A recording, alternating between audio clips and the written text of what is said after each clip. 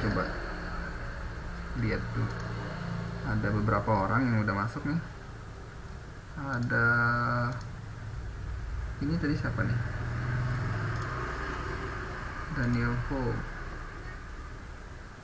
Daniel Ho Daniel Ho ini mana ya? Oke. Halo.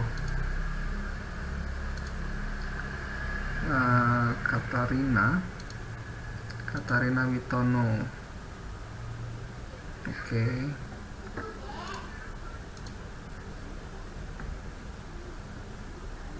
Halo. Oke. Udah mau mulai juga ini. Saya coba.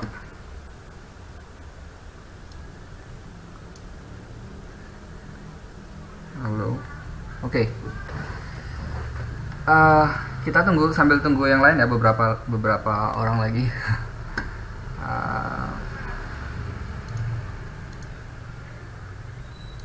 Ada lumayan banyak nih daftar, ada sekitar 27 orang. Dan di sini semuanya pada di mute ya. Ada yang ini enggak? BTW ini semua di luar Infinite ya?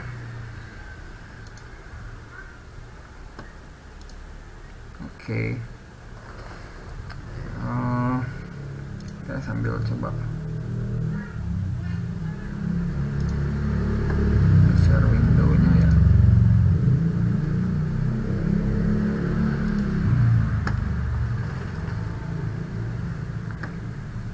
Hai. Oke.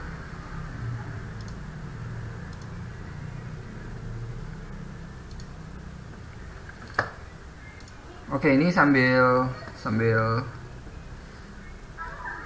kita lihat yang masuk. Saya coba mau ini ada lagi yang masuk nih. Muhammad Rifki ya. Oh iya, ada nih di sini. Oke.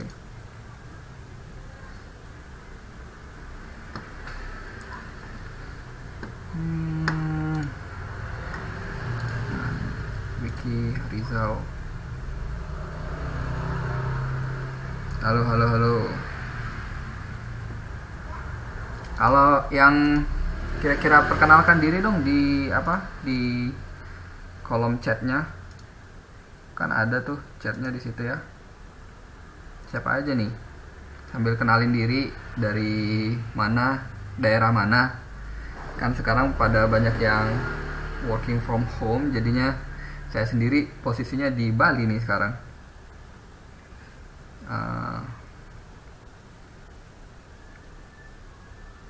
Saya Sirosi, nama saya Iwan Kurniawan dari Batam di Batu Besar. Oh, I see. Daniel Ho dari Bali. Di base bukan?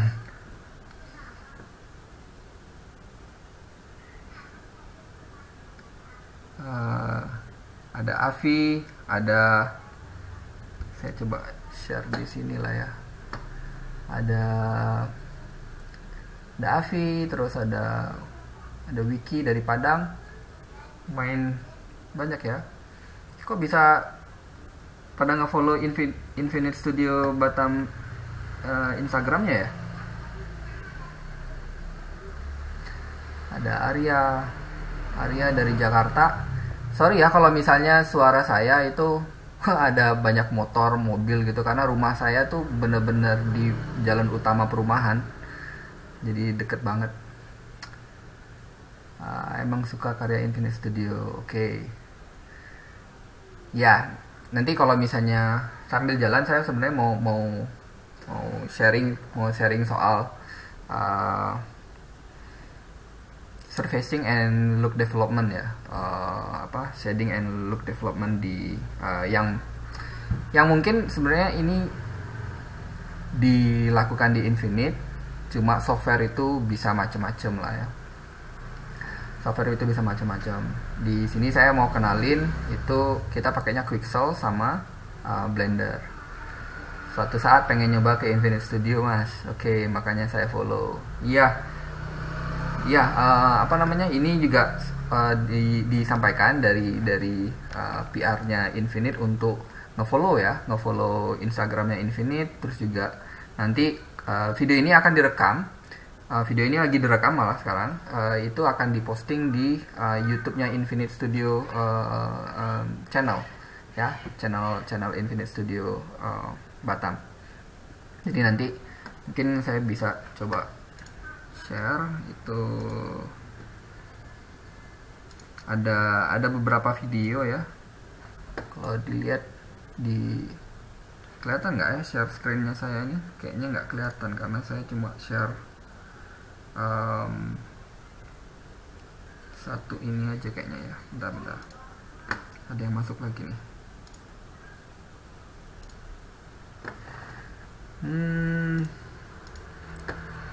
Oke. Saya coba stop present dulu. Saya coba ganti entire window. Share.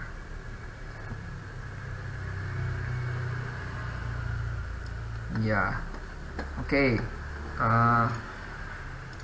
Ini YouTube-nya Infinite Studio, belum banyak videonya memang, tapi kita udah planning untuk bikin lebih banyak konten yang akan buat teman-teman tahu lah insight-nya Infinite ya. Dimana bagian yang saya handle saat ini adalah Infinite Stream, dimana kita akan ngebahas soal teknis production lah. Enggak, mostly mungkin akan pakai beberapa software yang memang dipakai di production.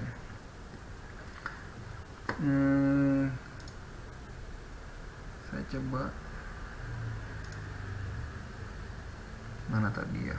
Ntar saya agak bingung nih ininya.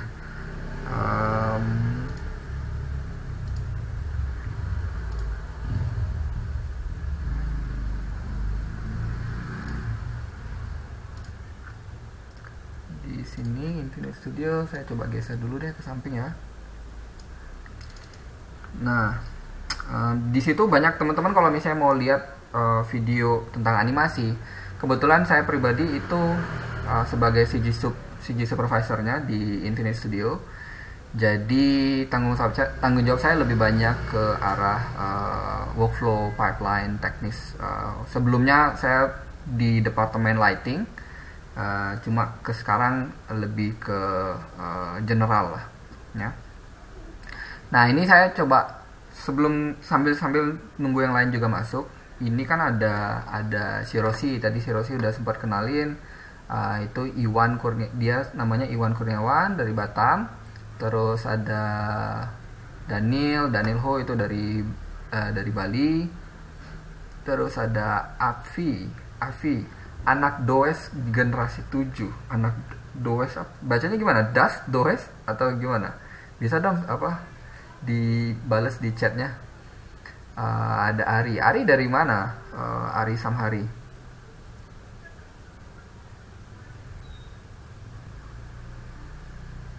Sorry, Afi Samhari maksud saya. Afi Samhari.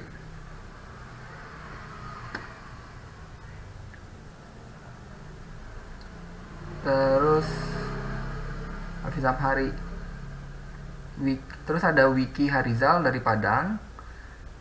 Catherine dari Surabaya. Katarina ini ini dari Surabaya itu saya punya kenalan dulu, Mas Adi Cipta, yang memang lumayan, dia di game development gitu. Arya Hasa dari Jakarta. Rizky juga dari Jakarta. Ada yang udah ini nggak? Ada yang udah kerja di studio nggak? Ada nggak yang udah kerja di studio? Komen dong di chat. Ada di chatnya kan?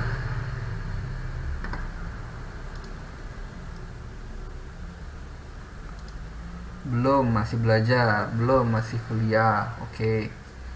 Iya. Masih magang, siap.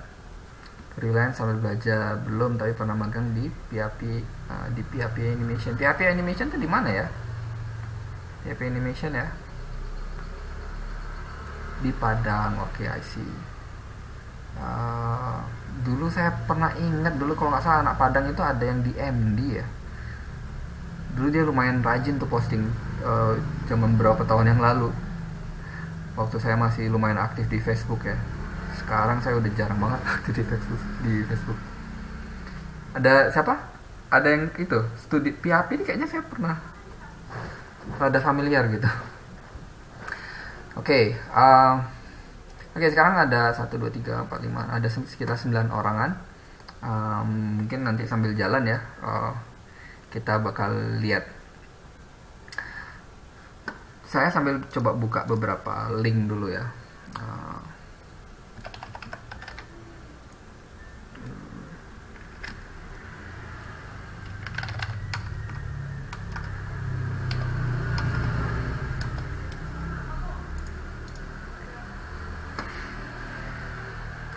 Gini, saya mau tanya nih sebelum sebelum kita benar-benar masuk ke dalam ininya ya, ke apa?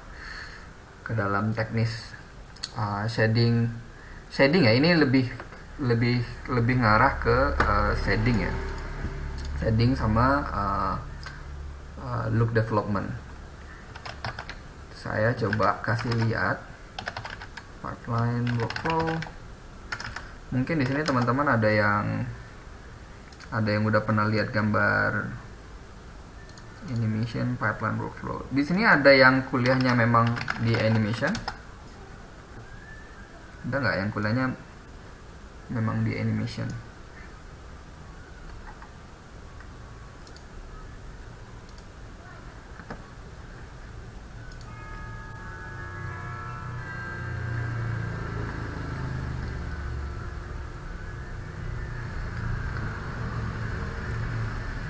Oke, saya coba buka satu ini. Ini kayaknya gambar ini tuh udah banyak banget ya. Gambar ini tuh udah banyak banget di share di internet atau bahkan di perkuliahan animasi ya. Uh, Cuma saya mau ngasih lihat bahwa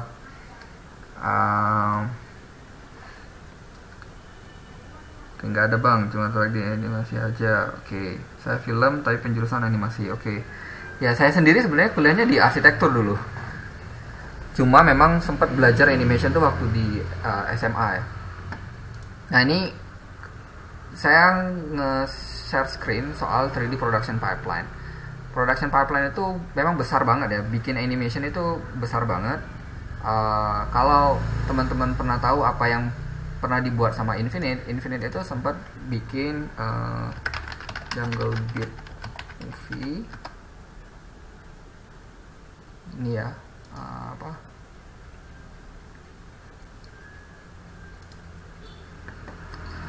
ada yang pernah tahu nggak Jungle Beat movie ini?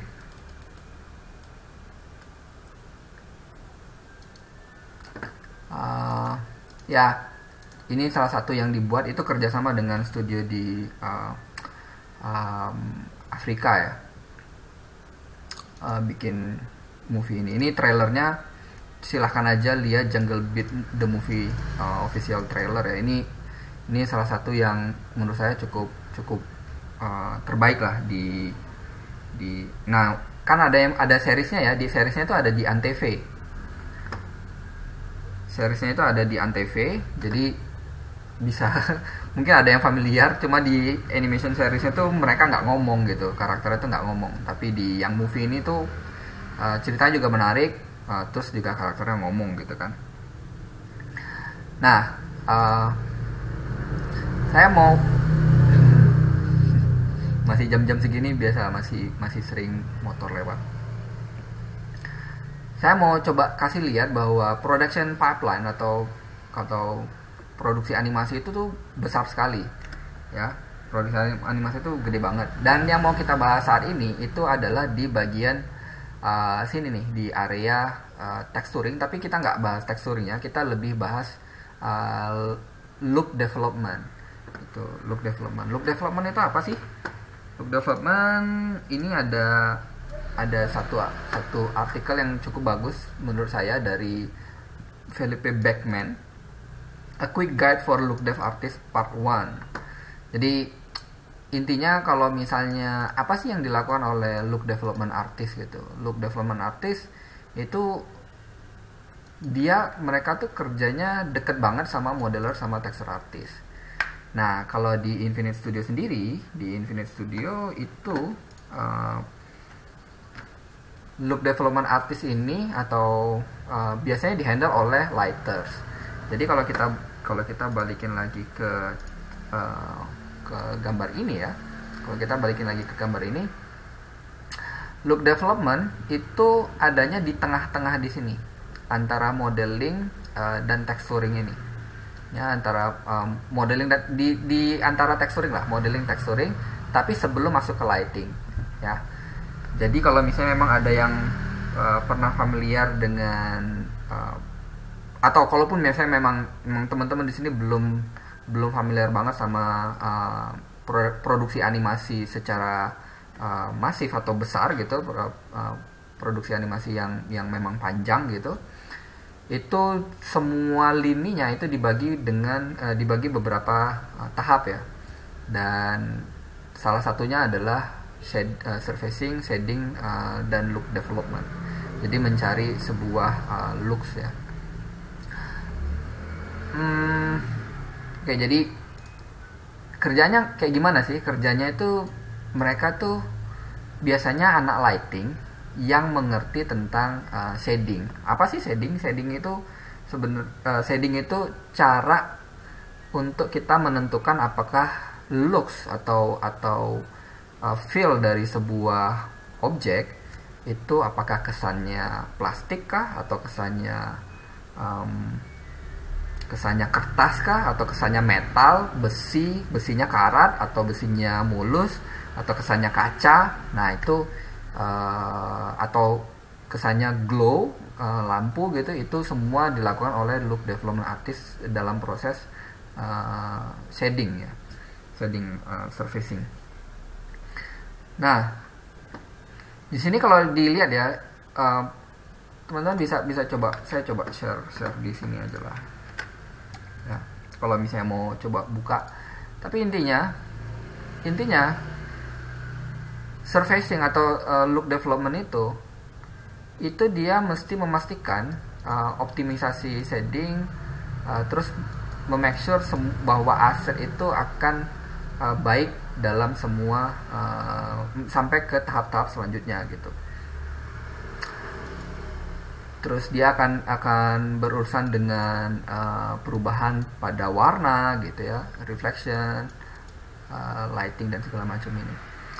Tapi ini yang kadang-kadang saya lihat teman-teman di yang belum masuk ke industri itu berpikirnya bahwa software itu adalah segalanya gitu. Padahal sebenarnya software itu hanya sebuah tool, dan di sini pun dia bilang bahwa pelajarilah teorinya ketimbang belajar softwarenya ya. Nah, belajar teorinya ketimbang belajar softwarenya, karena softwarenya mau apapun itu pada prinsipnya sama. Jadi kalau kita bisa setup menggunakan V-Ray untuk 3ds Max, kita pasti ngerti cara setup di Maya atau di Blender atau di RenderMan atau di Arnold. Ini semua apa sih? Ini semua nama apa? V-Ray, RenderMan atau Arnold. Ada yang pernah tahu nggak ini apa? Kalau yang tahu coba ini dong, apa? Di chat. Memang kalau saya memang tahu ini V-Ray, RenderMan ini sama Arnold ini apa sih? Render Engine. Nah itu Katarina Witono bener tuh. Katarina bilang bahwa ini adalah sebuah render engine. Jadi saya coba buka ya yang di Blender tadi ya. Di sini saya menggunakan Blender karena apa? Karena lebih simple aja. Lebih simple, terus juga pertama student license Maya itu kan sudah nggak free lagi ya, sehingga saya kalau misalnya mau pakai Maya itu harus remote dulu ke studio di Batam gitu. Dan Blender pun dipakai di Infinite Studio untuk produksi beberapa project. Blender ini juga digunakan di Infinite. Tadinya memang belum diadaptasi, belum diadopsi maksud saya. Belum diadopsi, tapi sekarang sudah mulai diadopsi ya, karena memang sudah bisa lah menghandle something yang kayak di Maya gitu. Oke, di sini saya menggunakan aset dari saya coba namanya siapa ya ini ya. Ini tadi saya udah sempat buka masalah karakter.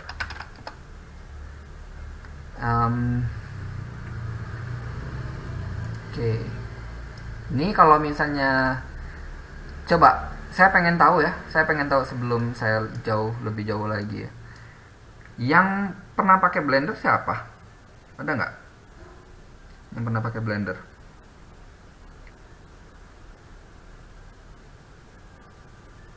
Daniel pernah pakai Blender. Oke, Avi pakai Blender juga. Devi. Oke, pada pakai Blender semua ya. Siap, banyak nih yang pakai Blender. Zaman saya dulu banyaknya pakai 3D Max. Oke, lumayan banyak ya yang pakai Blender. Jadi harusnya seenggaknya basicnya udah tahu lah ya. Open source. Iya, karena memang lebih gampang diakses ya kalau open source ya. Oke, nah ini saya menggunakan saya menggunakan add-on yang namanya Sketchfab. Saya coba perbesar ya si user interface saya ini. Oke. Saya menggunakan add-on yang namanya Sketchfab, di mana kita bisa nge-browse model langsung dari websitenya Sketchfab. Kalau ada yang udah pernah tahu Sketchfab, mestinya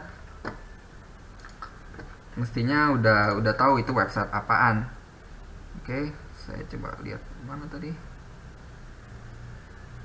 Ya, sini dah. Oke, sketchfab.com. Oke. Nah, ini adalah websitenya Sketchfab, di mana kita bisa di Blender itu ada pluginnya langsung. Kita bisa langsung download model dari website tersebut. Oke. Jadi di sini saya tadi menggunakan aset yang kalau nggak salah di page ketiga. Nah ini nih, Nira Game Character. Oke. Nah ini adalah aset yang saya gunakan, dan boleh nggak sih menggunakan aset-aset seperti ini? Pertanyaan itu bisa kita jawab kalau kita melihat license yang ada di halamannya gitu.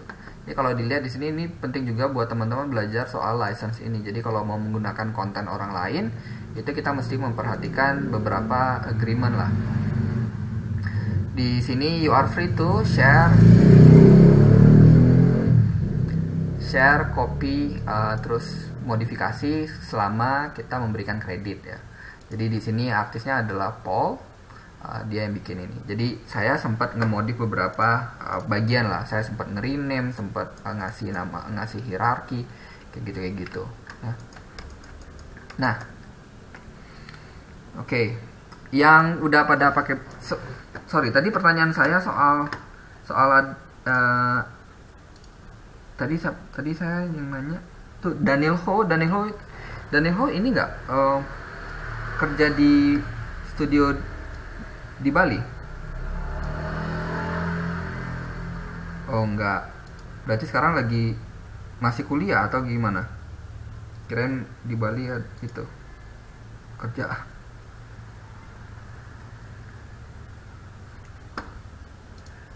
Oke. Satu lagi yang saya mau coba confirm, layar saya ini nggak lancar nggak?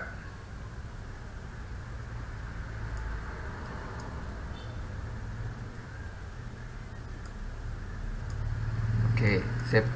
Oke, jadi langsung aja. Udah lumayan, kita langsung jalan terus. Tadi di sini.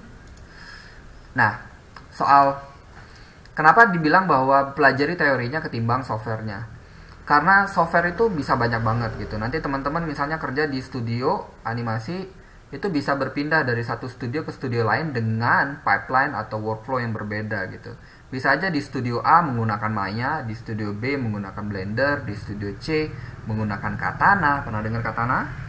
Mungkin Katana belum pernah dengar ya. Atau menggunakan Claris, atau menggunakan 3D Max.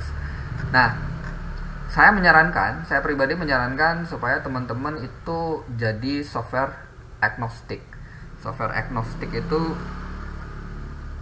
tidak peduli softwarenya apa, kita paham fundamentalnya sehingga kita mau pindah dari satu software ke software lain itu kita lebih mudah. Ya, itu yang juga saya terapkan ketika saya dulu belajar softwarenya ya, ketika saya belajar softwarenya. Sehingga dari pengalaman itu saya mengerti soal teorinya, teori material itu seperti apa gitu. Ya teori pada umumnya lah, nggak cuma material aja gitu, tapi itu yang saya pelajari sejauh ini dan itu sangat membantu lah. Oke. Nah, saya coba buka Blendernya lagi. Oke, di sini saya punya satu buah karakter ya. Saya punya satu buah karakter di mana saya coba aktifkan asset library nanti dulu ya. Saya coba masuk ke mode renderer.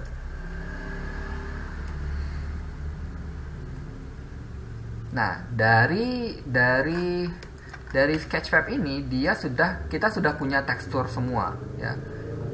Di sini kita sudah punya tekstur dari asetnya, langsung sudah punya tekstur, tapi belum ada kesan material yang ini masih flat aja semuanya gitu. Masih belum ada kesan bahwa apakah ini metal ataukah ini glossy ataukah kainnya seperti apa, itu belum ada. Skinnya pun juga sama, belum ada kesan materialnya gitu. Jadi ini teman-teman yang harus dibedakan antara tekstur dan surfacing ya. Antara tekstur dan surfacing itu adalah sesuatu yang berbeda ya. Jadi kalau saya coba ini surfacing, saya coba lihatin sini, antara surfacing dan tekstur ini adalah sesuatu yang berbeda ya. Shading maksud saya. Shading, kalau surfacing itu adalah keseluruhannya ya. Jadi surfacing itu adalah ya keseluruhannya ya. Jadi surfacing itu ada dua part, tekstur dan shading. Biasanya di InVid Studio ada beberapa artis yang mengerti cara mentekstur. Biasanya mereka itu mulainya dari painter atau mereka pelukis gitu, atau konsep artis, mereka jago menggambar, terus jago misalnya matung gitu, terus ngasih warna gitu ya, painter lah, mereka bisa bikin tekstur. Tapi kadang-kadang secara teknikal shading mereka nggak mengerti bagaimana cara membuat material yang baik gitu ya. Shading ini ya involve-nya ada material di sini ya. Ya, material itu adalah salah satu part dari shading lah. Nyanyinya ini harus dibedain nih antara tekstur dan shading. Sometimes beberapa orang cuma bisa tekstur, tidak bisa shading. Tapi ada juga orang yang bisa shading tapi nggak bisa tekstur. Ada yang bisa dua-duanya gitu ya. Oke. Ada yang bisa dua-duanya. Nah, di streaming kita kali ini saya mau coba liatin bahwa dari Sketchfab asetnya itu sudah ada teksturnya, tapi materialnya itu masih basic sekali gitu. Materialnya masih basic sekali. Jadi kalau kita lihat ya, ini saya punya yang namanya environment texture atau environment texture lah, bahasa di software yang lain kadang-kadang namanya itu adalah dome light atau menggunakan dome light atau environment texture. Kalau di V-Ray namanya environment texture ya. Terus atau juga namanya adalah Kalau di Blender namanya apa? Word ya, Word kalau di Blender. Oke. Nah, biasanya ini adalah lighting pertama. Jadi ketika kita punya model atau kita punya aset, anggaplah ya, misalnya saya coba kasih ini shader override terlebih dahulu. Sorry, lumayan berisiknya. Oke, saya coba kasih shader standar. Misalnya saya kasih gray shader di sini ya, gray SHD. Udah ada namanya gray SHD ya, nggak apa-apa lah, gray SHD gray 2. Oops. SHD. Terus saya coba kasih material override gray SHD nomor 2 nih di sini ya. Oke, ini akibatnya apa? Akibatnya material kita ini saya coba backdropnya saya hide terlebih dahulu. Ini akan menggunakan saya matikan raftersnya, saya aktifkan. Oke, jadi dengan menggunakan override gray SHD ini kita bisa menggunakan material yang standar atau basic ya, basic material. Dan ini value-nya saya coba bikin 0,5 ya. Nah, ketika kita melakukan proses look development, hal pertama juga yang harus kita perhatikan itu adalah color management. Color management kita itu kalau dilihat di sini saya menggunakan view transformnya Filmic. Kalau ada yang nggak tahu Filmic, ini biasanya dulu Blender itu by default itu menggunakan yang namanya standar. Standar sama Filmic itu berbeda ya. Jadi ketika kita mau melakukan shading, kita harus tahu dulu apa color management yang kita gunakan ya. Kenapa color management ini penting? Karena kalau misalnya kita nggak tahu kita menggunakan color management apa, nanti ketika ada perbedaan warna itu akan membingungkan di depannya ya.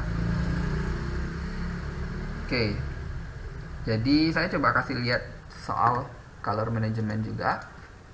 Color management DaVinci Resolve. Ya. Nah, di sini ada video.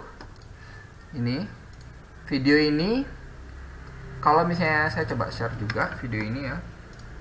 Kasih di kolom. Ini videonya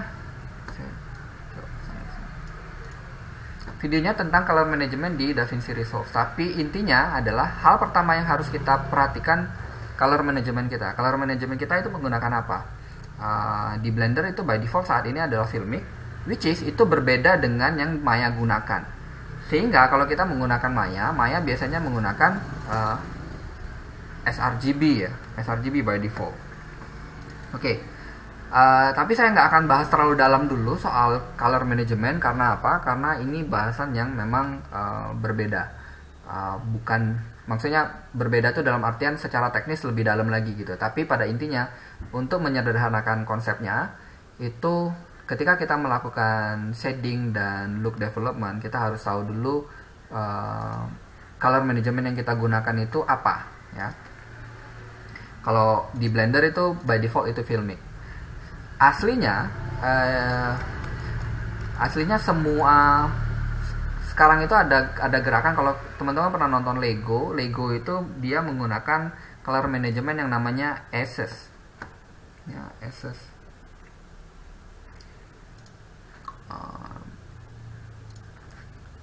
Coba saya Access color management. Ini juga mulai digunakan di film-film ya. Saya perhatikan juga ini mulai digunakan di film-film. Oke, intinya nggak perlu saat ini untuk di video kita sekarang ini kita cuma bahas ada color management loh gitu ya. Ada color management yang harus kita perhatikan ketika kita melakukan look development. Ya itu harus kita perhatikan, banget. Mostly sekarang beberapa studio itu menggunakan Access. untuk color manajemennya gitu.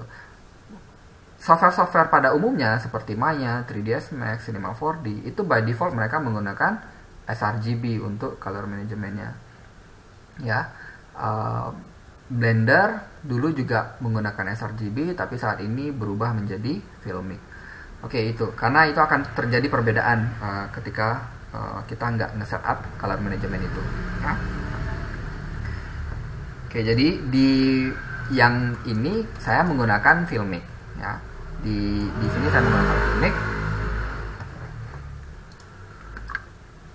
Saya tuh mana tadi? Oke, ini saya pindahin dulu supaya saya bisa lihat kalau misalnya ada yang komen di sini ya. Oke, nah sekarang saya melakukan shader override di layer ini sehingga saya tahu gray value-nya seperti apa gitu ya. Nah, display device ini kalau saya jadikan none, ini terkesan gelap ya, lebih gelap gitu. Tapi ini adalah salah satu cara yang paling tepat untuk melihat warna. Ya, salah satu cara yang paling tepat untuk melihat bukan warna sih, nilai ya, nilai dari sebuah value. Jadi 0,5 itu benar-benar 0,5 di sini. Karena kalau kita ubah jadi sRGB, di sini 0,5 itu aslinya tidak benar-benar setengah kan ini kalau diperhatikan ya, warna ini sama warna ini kan beda ya. Warna ini sama warna ini beda. Oke. Jadi yang jelas display device-nya ini kadang-kadang sama saya diganti none itu cuma untuk ngecek value aslinya gitu. Jadi saya tahu 0,5 itu nilainya kayak gini loh gitu ya. Tapi di sini saya akan balikin lagi ke sRGB untuk melihat bahwa kita akan start dari abu-abu seperti ini. Oke. Nah, lightingnya seperti yang sudah saya sampaikan tadi, itu di Blender ada namanya World. World ini kalau dilihat saya menggunakan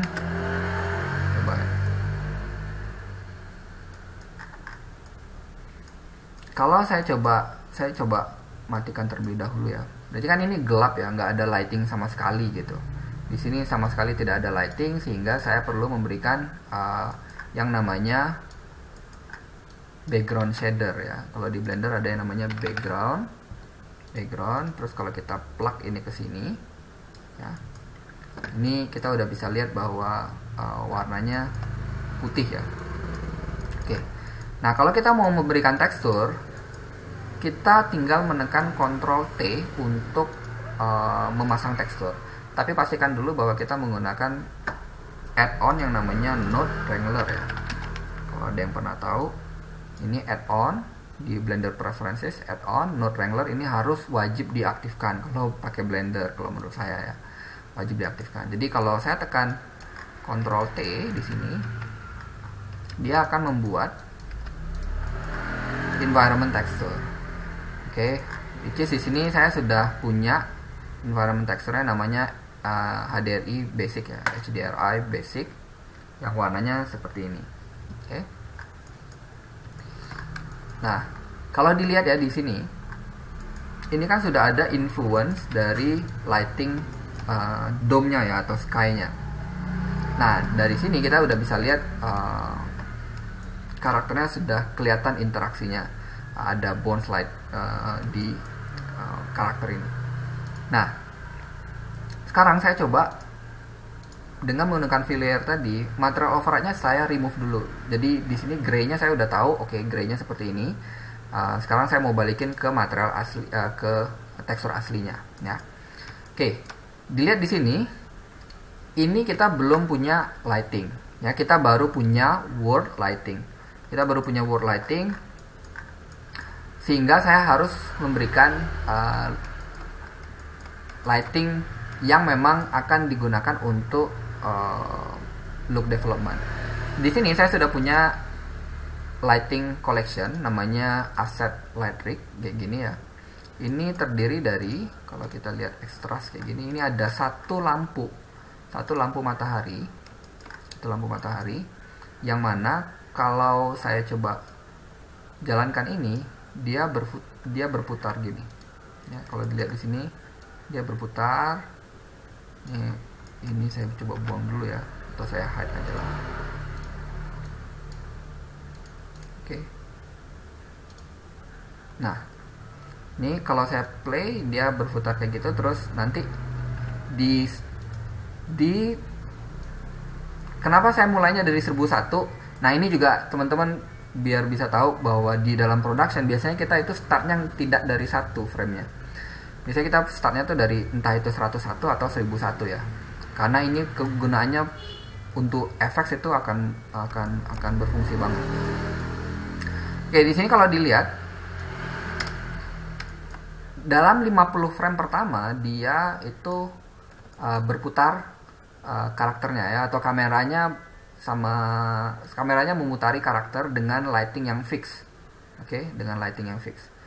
Ini kalau misalnya karena saya pakai filmic, saya akan coba increase mataharinya menjadi sekitar 10 ya, supaya saya bisa lihat mataharinya ya. Karena kalau menggunakan filmic itu kita bisa naikin lebih dari 1 ya. Kalau kita menggunakan sRGB baru kita harus patokannya 1 aja. Oke. Di 50 pertama itu adalah karakternya yang berputar. Oke, karakter yang berputar. Maksud saya kamera yang berputar beserta lightingnya. Tapi di setelahnya ini adalah lighting yang berputar. Ya, kalau dilihat ya. Di sini adalah lighting yang berputar. Ini kenapa penting?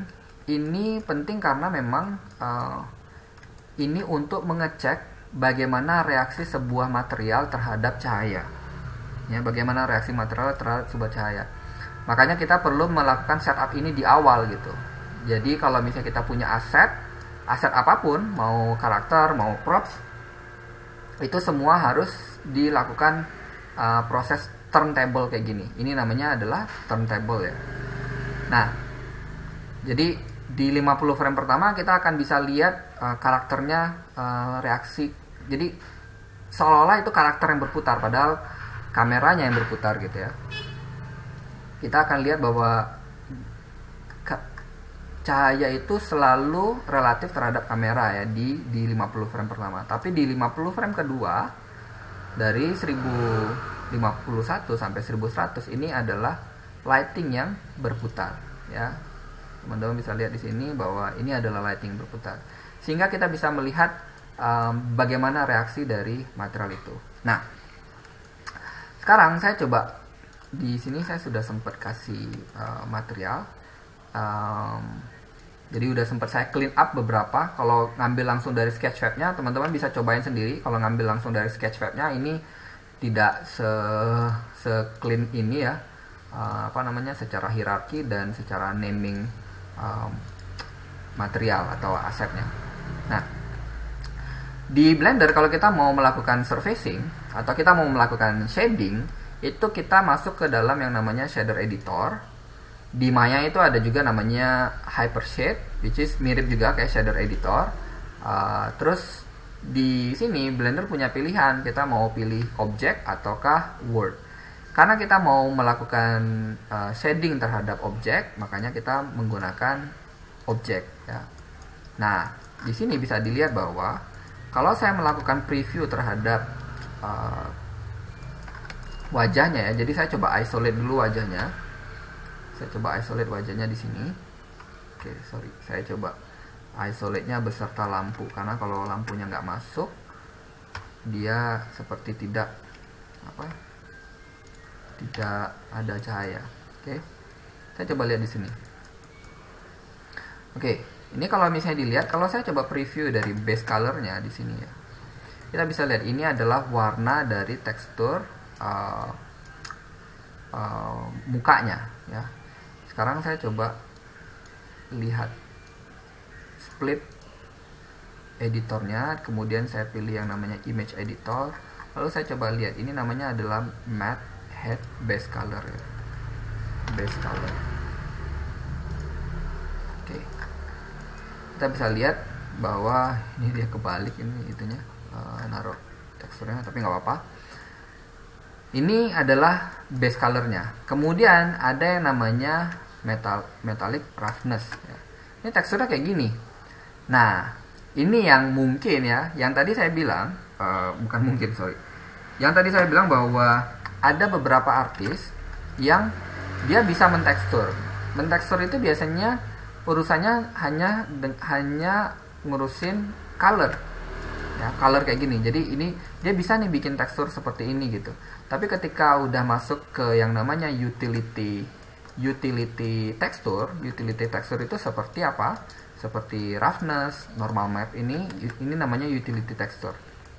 Itu bentuknya tidak seperti mentekstur, bukan kayak hasil dari kita menggambar atau melukis gitu ya. Ini kalau dilihat metallic roughness ini, image-nya itu kan namanya adalah metallic roughness ya. Kita coba lihat di sini. Image-nya kuning kayak gini gitu. Nah, ini di Blender kita harus berikan yang namanya separate RGB untuk melihat red channelnya seperti apa, green channelnya seperti apa, blue channelnya seperti apa. Ternyata dia menyimpan datanya itu di blue channel. Ya, ternyata dia menyimpan datanya itu di blue channel, menyimpan data roughness-nya. Ya. Jadi kita bisa punya gambar warnanya kuning kayak gini, tapi kalau kita lihat pakai Photoshop itu kita harus masuk ke channels ya. Dan di Blender itu kita bisa lihat per channel dari warna ini gitu, red, green, dan blue. Oke. Dan inilah yang dimasukkan ke dalam roughness. Sekarang saya cobain. Misalnya kita mulai dari hitam seperti ini. Saya akan berikan misalnya kita sudah punya teksturnya ya. Teksturnya kita sudah punya nih. Gitu ya. Sebentar ya. Saya coba perbesar sedikit.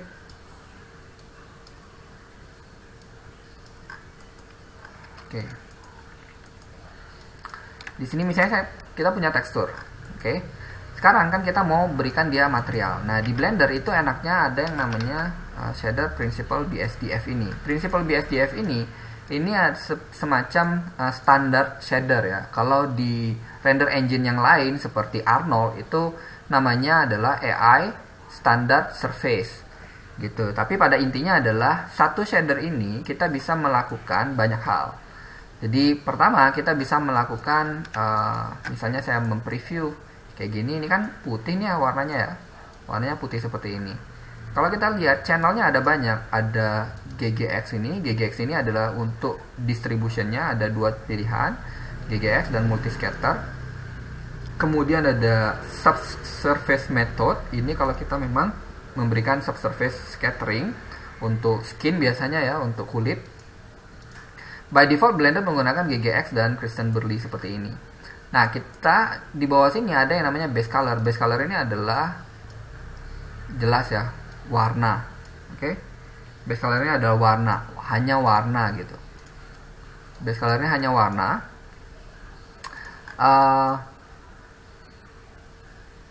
Sehingga ketika kita mempunyai color warna seperti ini, tekstur seperti ini, kita bisa memasukkan ini ke base color. Terus kita memplug ini ke dalam material output, kita bisa lihat. Oke. Sekarang kita udah lihat ya bahwa ketika kita menggunakan principle BSDF, terus kita mempunyai tekstur warna seperti ini, ternyata belum cukup gitu. Karena apa? Karena ternyata di sini ada bagian highlights yang sangat aneh gitu. Ini seolah-olah mukanya tuh bener-bener tercover dan plastik aja gitu, kayak plastik gitu ya. Nah, disinilah yang namanya shading and look development. Kita sudah punya teksturnya, tapi tekstur saja tidak cukup. Sehingga kita perlu memberikan material dan melakukan look development. Jadi pengembangan looks lah ya, gimana looksnya itu dari sebuah aset itu seperti apa gitu. Nah, di sini kita mesti memainkan yang namanya parameter-parameter yang lain gitu. Biasanya bagi traditional painter, mereka akan cukup kesulitan untuk mempelajari atau melihat hal teknis seperti ini gitu. Ada specular, roughness. Biasanya mereka hanya berhenti pada base color saja. Padahal ada bagian selanjutnya. Nah, di sini kalau kita lihat, misalnya ternyata kita, waduh, nggak bagus nih. Kalau kalau kelihatannya plastik kayak gini gitu kan, nggak natural gitu. Sehingga kita bisa mendial spekulernya. Kalau kita lebih tinggikan, itu akan tinggi sekali spekulernya. Kalau kita rendahkan, sama sekali tidak ada spekuler gitu. Jadi mungkin kita akan start dulu tidak ada spekuler gitu ya. Karena biasanya spekuler itu kalau di kulit manusia itu kan kelihatannya kalau misalnya manusia itu berkeringat atau misalnya basah mukanya atau karena ada minyak gitu ya. Nah, baru ada spekuler. Tapi biasanya spekuler itu nggak akan sampai sebesar ini gitu kan, nggak akan sampai sebesar ini. Dan kalau kita coba mainkan roughness-nya, roughness ini apa? Roughness ini adalah tingkat blurnya atau tingkat penyebaran dari spekuler itu tadi. Kalau misalnya roughness-nya 0, specular highlights-nya itu benar-benar kecil gitu. Specular highlights-nya itu benar-benar kecil, sehingga ini akan terlihat seperti mainan atau ya plastik lah ya, kayak plastik yang emang glossy banget gitu. Bahkan bisa kadang-kadang bisa juga ini terlihat seperti polisan keramik gitu. Oke. Nah, ini kan tidak diatur oleh warna ya, tidak diatur oleh base color ini. Specular dan roughness ini semua value-nya cuma 0 dan 1 ya, atau diantaranya, antara 0, 1 atau diantaranya. Oke. Nah, 0 itu kalau misalnya saya coba kasih RGB ya, RGB 0 itu apa sih? Kalau kita lihat 0 itu value-nya 0, itu kalau saya plug ini ke specular, ini sama saja dengan saya tidak memberikan nilai apa-apa kepada spekulernya. Tapi kalau saya bikin ini jadi value-nya jadi 1, lalu saya plug ke sini, dengan roughness yang 0 ya, kita bisa lihat bahwa nah ini ada transfer ini, ada yang dot kuning ke dot putih, itu memang ada transfer value lah. Tapi pada intinya kalau kita lihat ya, warna itu kan sebenarnya adalah value aja ya. Warna itu value terdiri dari hue itu adalah lingkaran warnanya. Oke. Lingkaran warnanya. Terus ada saturation itu berarti tingkat saturasi dari warna itu. Terus ada value ini adalah ya brightness-nya ya, brightness dari warna tersebut gitu. Nah, specular ini sama parameter yang lain selain base color itu berpatokan pada value. Jadi kalau di Blender ada yang namanya value. Kalau saya coba masukkan ini ke sini, ini sebenarnya sama kayak tadi saya kasih value misalnya 0 atau 1 gitu ya. Kayak gitu. Oke. Nah, kalau saya kasih 1 kayak gini. Ini saya kecilin dikit. Oke. Jadi ini value kalau misalnya 0 kayak gini, 1 kayak gini, atau diantaranya.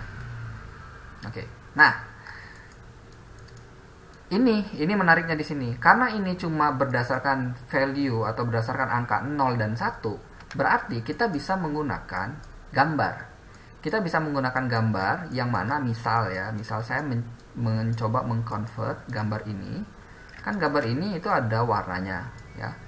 Kalau saya coba bikin jadi color, tambahin color ramp. Terus color ramp ini saya plug ke sini. Terus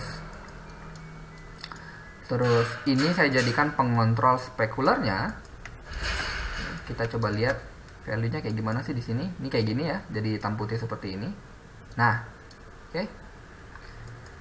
Karena tadi kita udah belajar bahwa 0 itu hitam, 1 itu putih, dan abu-abu ya diantaranya.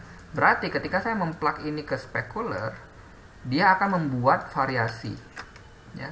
Dia akan membuat variasi di bagian sini, yang bagian putih tadi ini memang ada spekulernya gitu. Tapi kalau saya kencengkan lagi ke sini, sampai sangat sedikit sekali, misalnya cuma sedikit banget kayak gitu, pasti yang bagian sini tadi tuh udah nggak ada lagi spekulernya gitu ya. Nah, jadi kita bisa mengontrol spekuler menggunakan gambar, menggunakan tekstur ya, which is di dalam file ini kita sudah punya yang namanya metallic roughness ini. Jadi kalau saya duplikat metallic roughness ini, saya coba preview, warnanya kuning. Kalau langsung kita masukin kuning, kalau kuning langsung kita masukin ke spekuler, spekulernya bingung bacanya karena warnanya kuning bukan hitam putih. Jadi specular roughness itu teksturnya harus hitam putih. Sehingga kalau kita lihat di sini, kalau ada tekstur kuning kayak gini, atau kadang-kadang teksturnya itu berwarna-warni gitu ya, warnanya tuh nggak jelas gitu, biasanya kita harus mengecek per channelnya.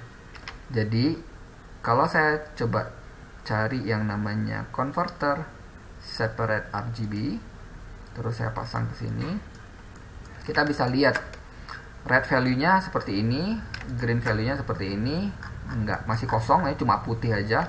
Blue value-nya seperti ini. Oke. Nah, berarti kita bisa menggunakan blue value ini untuk mengontrol spekuler. Nah, sekarang kalau misalnya saya langsung masukkan ke spekuler, itu kita bisa lihat bahwa di sini kan dia abu-abu ya, berarti cenderung mungkin sekitaran value-nya sekitaran 0,5 lah anggap ya. Berarti di sini memang ada dia tidak benar-benar, kalau saya cabut ya, ini benar-benar bulat, kelihatan kan, benar-benar bulat tanpa ada variasi. Dengan ketika saya tambahin blue channel, pakai blue channel di sini, pakai roughness, dia ada variasi karena memang ini ada tekstur. Oke. Nah, di sini pun kita bisa melakukan yang namanya multiplication. Jadi di Blender itu ada yang namanya math node, matematika ya, kalau misalnya emang ada yang demen sama matematika. Ini kalau saya add dengan 0,5 berarti saya sebenarnya sedang meng-add dengan warna abu-abu. Kalau saya nge-multiply berarti value-value yang tadi, value-value yang ada di sini itu dikali 0,5 sehingga jadinya lebih gelap. Oke. Kalau lebih gelap berarti spekulernya lebih kecil. Oke. Berarti kalau kita plug lagi ke sini, nah kita bisa lihat bahwa ini sama yang ini, besaran yang ini ya. Nah, oke. Jadi, nah ini adalah spekuler gitu ya. Sorry, maksud saya kalau kita masukinnya ke spekuler, oke. Nah sekarang kalau saya lepaskan spekulernya di sini, spekulernya kayak gini nih. Sekarang saya mau coba masukin ke roughness gitu, masukin ke roughness. Nah roughness itu kan mengatur tingkat blurnya. Ya, makin besar, makin ke angka 1, dia makin nyebar si glossiness-nya. Makin nyebar sehingga tidak lagi sekeras tadi gitu. Nah, ketika kita menggunakan seperti ini dan ini dimasukin ke dalam roughness, ini jadinya ya spekuler kita yang tadi, spekuler ini kalau saya coba turunkan sedikit, kita bisa dapat lebih banyak variasi ya. Oke. Nah, roughness-nya kalau 0, kalau misalnya lebih gelap, berarti dia lebih tajam. Berarti kalau misalnya lebih terang, kalau misalnya saya coba kalau saya add ya, kalau saya add dengan 0,5, hasilnya dia lebih nyebar. Oke. Sekarang saya coba 0,1 misalnya, tidak terlalu tinggi sini. Atau kita bisa juga pakai color ramp aja kalau mau lebih gampang ngaturnya ya. Ini mungkin di sini saya coba bikin abu-abu dikit, jadi tidak terlalu gentar gitu. Nah ini baru saya masukin ke roughness.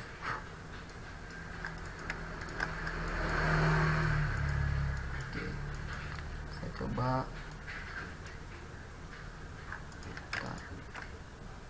softnessnya lebih mati ya.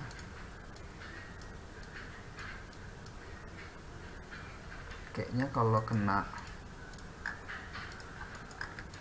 color ramp itu dia lebih ke klaim warnanya kayaknya ya. Coba kalau kita coba pakai tadi aja lah, matte gak apa-apa, pakai matte, di multiply 0,5. Terus mungkin specularnya saya coba kasih specularnya nggak usah tinggi banget ya gitu. Terus di sini saya coba oke. Ini masih terlalu tinggi menurut saya. Ini saya coba kali 1,2. Oke, ini saya coba turunkan sedikit.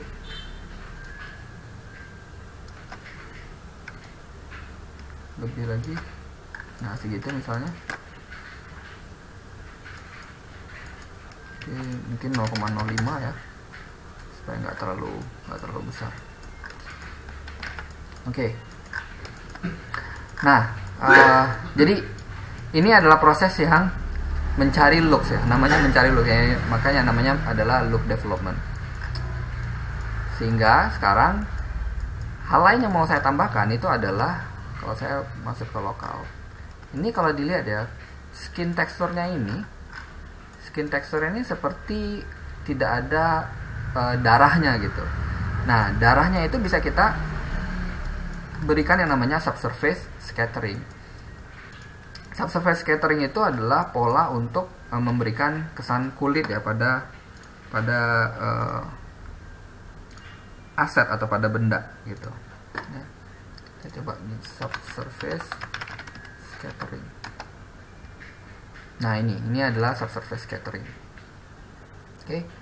Yang kayak gini ini namanya adalah subsurface scattering. Sehingga di Blender juga sudah ada di Principle BSDF ini, kita bisa melakukan yang namanya nilai, memberikan value dari subsurface scattering ini.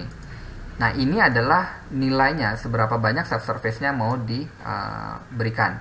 Kalau 1 berarti full banget gitu. Biasanya angka di sini tuh nggak gede-gede, paling banter cuma kayak 0,01 gitu.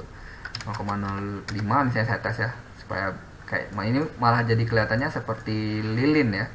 Karena apa? Karena subsurface color-nya itu putih gitu. Dah biasanya kalau kita mau memberikan subsurface color, kalau kita mau cukup instan,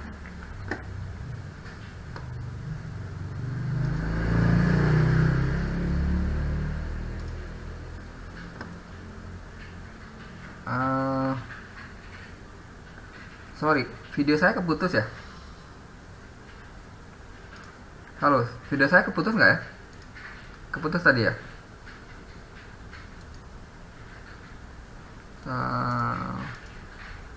Oke, putus. Oke, saya coba share lagi ya, bentar.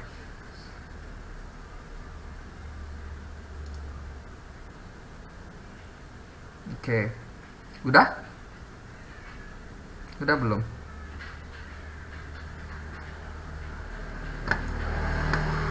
Ini mestinya kedip-kedip. Kayaknya karena ini ya, karena saya constantly ngerender nih kayaknya. Kedip-kedip. Bentar. Bentar ya.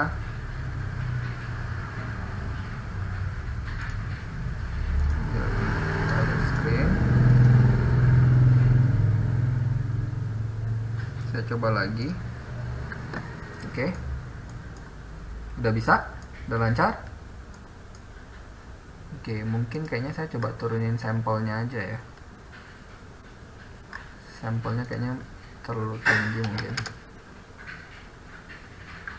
Oke.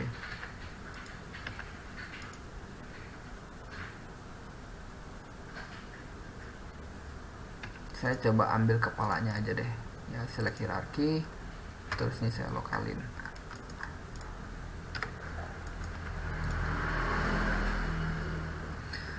Nah, ini skill kayak gini itu sebenarnya nggak cukup jarang yang punya gitu. Even di Infinite sendiri itu juga hanya beberapa orang yang uh, bisa lah gitu, nggak banyak yang bisa, karena kebanyakan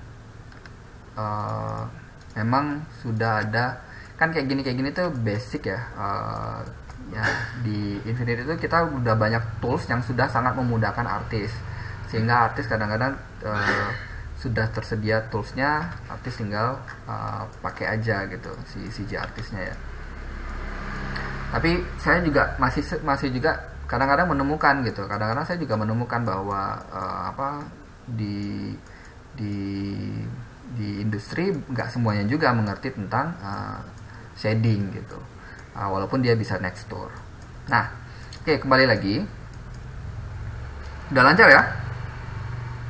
Oke, kalau udah lancar saya coba lanjut. Oke, kalau udah lancar. Nah, subsurface scattering ya. Subsurface scattering ini biasanya kita akan mengambil dari tekstur warnanya atau base colornya gitu. Tapi base colornya akan dikasih hue seperti kira-kira seperti ini. Ini kalau saya coba tambahin hue, ini hue-nya akan saya geser. Ya, akan digeser kira-kira ke warna yang agak kemerahan. Ups. Mungkin 0,25 ya, coba. Oh, enggak, 0,45 misalnya. Nah, misalnya kayak gini ya. Agak kemerahan kayak gini, terus value-nya saya coba turunkan sedikit. Kayak gini. Oke. Saya 0,5 lah. Ya. Nah, ini yang akan saya jadikan subsurface color-nya, sehingga kalau kita preview lagi, mungkin ini terlalu, kalau satu aja, terus scale-nya kita coba naikkan dikit, 0,1 misalnya. Nah, coba ya lihat perbedaannya kalau misalnya kita tidak menggunakan subsurface. Kalau saya bikin 0 kayak gini, oke. Ini kalau 0, terus ini kalau saya kasih subsurface, terlihat berbeda ya. Inilah yang diperlukan ketika kita melakukan look development. Jadi kita benar-benar mencari looks dari sebuah aset gitu. Jadi nggak cuma kita nextdoor selesai gitu ya. Nah, ini kita mendial parameter-parameter ini tuh benar-benar memang mesti dilakukan gitu. Dan ini baru mukanya saja, belum sampai ke metal yang lain gitu ya. Nah, saya anggap ini sekarang kan saya nge-building ulang ya dari awal. Terus sekarang kita lihat ada yang namanya normal maps gitu. Normal mapsnya kayak gini gitu. Nah, normal mapsnya kita bisa lihat, normal mapsnya itu apa namanya? Kalau dilihat di sini ya, kalau saya coba duplikat normal mapsnya, saya coba duplikat normal mapsnya di sini. Oke. Normal mapsnya ini biasanya untuk memberikan kesan bumpy, ya, kesan bumpy terhadap karakter gitu. Karena biasanya kadang-kadang detail tertentu tuh nggak bisa di cover oleh geometri gitu, sehingga kita menggunakan yang namanya normal maps. Nah, di normal map di Blender kita bisa panggil normal mapnya, tekstur normal map ya kayak biasa. Terus di sini ada yang namanya node normal map. Oke. Node normal map ini kita bisa pasang ke color. Terus di sini kita bisa pasangkan ke normal. Oke. Ketika kita pasangkan ke normal ini, kita bisa lihat di sini tekstur koordinatnya yang nomor 0. Kalau saya strength-nya saya jadikan 2 ya. Terus saya coba review dari sini. Kita bisa lihat bahwa tangent space 1 ini udah non color flat. Di sini efeknya nggak begitu kelihatan karena mungkin kayaknya sih memang normalnya nggak ngambil detail-detail yang kecil banget. Coba ya saya bikin, jadi saya mau bikin ekstrim dulu buat ngelihat ya kalau misalnya emang. Nah ya, ini ada efeknya. Kalau minus 10 enggak 10 ya, jadi memang ini value nya nggak tinggi-tinggi, paling banter ya 1 gitu. Cuma ini di sini di dalam kasus ini nggak begitu kelihatan saya rasa, tapi bisa apa ya, kita bisa tetap gunakan gitu. Saya tetap gunakan kalau kita memang mau mendial lebih si normal maps nya gitu. Oke. Nah, oke. Jadi kalau misalnya dilihat, kalau saya coba balik ke shader yang tadi pertama saya buat, ini di sini kita bisa lihat bahwa saya memberikan ini ke green channel ya. Ini ya. Ya ini bisa macam-macam lah. Coba ya. Ini kalau ngelihat ini, kalau dimasukin ke roughness terus ini di multiply di sini, ini mirip dengan yang ini tadi ya. Jadi di sini yang sebelumnya itu saya melakukan multiply-nya itu pakai green channel ya. Green channel ini cuma warna putih doang, habis itu dimultiply supaya lebih gelap, terus dimasukkan ke roughness gitu. Dimasukkan ke roughness supaya agak glossy, tapi specularnya yang blue-nya ini itu dimasukin ke dalam specularnya. Okay. Yang di sini lebih natural sih, karena memang udah sempat beberapa kali saya cobain tadi ya. Oke. Nah, ini untuk skin ya. Misalnya kita udah anggap misalnya kita sudah dapat skin looks dari skinsnya. Nah sekarang saya mau coba kenalin yang armor gitu. Kalau yang kayak gini ya, yang begini nih. Oke, ini saya coba. Pilih sunnya juga. Oke, mana tadi? Ini dan ini. Nah ini ya. Nah ini kalau dilihat di sini base colornya kayak gini, terus metallic roughnessnya kuning kayak gini, terus ini ada yang di separate. Nah ini yang ada yang warna biru nih. Warna biru ini masuknya ke dalam metallic tuh ya. Nah metallic tadi kita belum bahas metallic, kita belum sempat bahas. Kita belum sempat bahas metalik. Nah metalik itu saya coba bikin baru nih ya. Misalnya principal BSDF lagi, principal BSDF, terus saya pakaiin base color yang tadi juga. Oke. Base colornya masuk ke sini kayak biasa ya. Ini masih kayak gini ya. Terus sekarang saya coba masukin normal mapnya dulu. Normal mapnya, terus ini normal map. Salah. Normal map. Oke. Sini harusnya. Terus nah ini baru kelihatan ya, lumayan kelihatan normal map. Nah tekstur koordinat nomor 0 ini tergantung tekstur koordinatnya UV-nya ya, tergantung UV-nya yang mana. Tapi di sini kalau kita lihat, kita udah bisa lihat, udah kelihatan ada semacam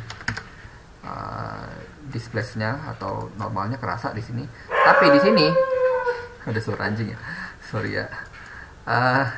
Tapi di sini ini kesannya masih plastik gitu ya. Ini kesannya masih plastik, belum ada metalnya. Kalau saya tambahin metal di sini, dia kena ke semua gitu. Dia kena ke semua. Jadi kesannya memang ada metalnya di sini, tapi kena ke semua. Karena ini slidernya juga 0 ke 1, makanya kita juga bisa menggunakan maps seperti yang tadi kita lakukan. Jadi kalau saya copy metal dan roughness-nya ini, terus saya lakukan lagi separation, converter, separate sRGB, terus di sini saya cek red value, green value, blue. Oke, di blue channel juga. Oke, di blue channel saya coba masukkan langsung ke metallic, gitu ya. Berarti kan di sini ini yang hitam itu tidak akan jatuhnya itu 0 ya, lebih dekat ke 0, sehingga harusnya ini tidak metal gitu. Nah, supaya lebih tinggi lagi, kita bisa multiply ya, math node lagi, kita bisa multiply dengan misalnya 0,5. Nah, enaknya dimultiply kayak gimana tadi bagusnya. Di sini kalau multiply 1 sebenarnya enggak, kan multiply itu kali ya. Kali itu ya sama aja antara yang ini dengan yang ini. Oke. Tapi kalau saya coba multiply, saya tuh mau mencoba buat yang ini lebih hitam lagi. Nah, ini saya kenalin satu node namanya map range node. Map range ini adalah untuk membatasi atau untuk nge-remap value ya. Nge-remap value. Jadi di sini saya bisa bikin minimumnya jadi misalnya -1. Atau 0,1 ya, bisa lebih gelap tadi.